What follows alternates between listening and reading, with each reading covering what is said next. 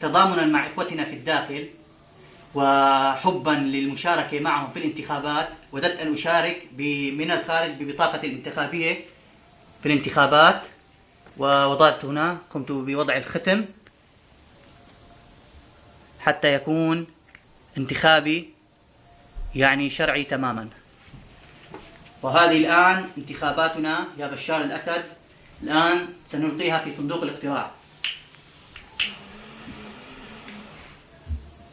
هذه الآن انتخبناك يا بشار، انتخبناك اليوم مع إخواننا في الداخل، بما أننا كشعب سوري على قلب رجل واحد وددنا أن ننتخب في الداخل والخارج.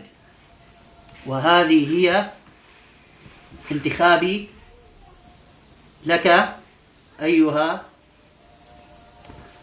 يا رئيس الشبيحة المجرم، يا رئيس الشبيحة المجرم.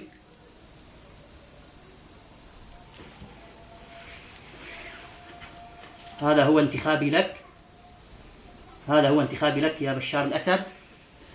وإن شاء الله إن شاء الله، ولا تقول أنني الآن أتخفى جبنا وخوفا، وإنما لأني أعلم أن كلابك لا يرأفون في الناس إلا ولا ذمة، فهو من باب خوفي على أهلي وليس من باب جبن.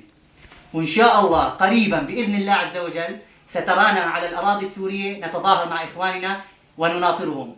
وهذه رسالة إلى كل إخواننا في سوريا بأننا معكم قلبا وقالبا والله، ونقوم بالدعم لكم بالدعاء والمال وبكل ما أوتينا من قوة. وإن شاء الله قريبا سنكون معكم على الأراضي السورية ننصركم على هذا المجرم الساقط الذي إن شاء الله فاقد الشرعية، الذي يعني سيكون بإذن الله تحت نعالكم قريبا عاجلا غير آجل.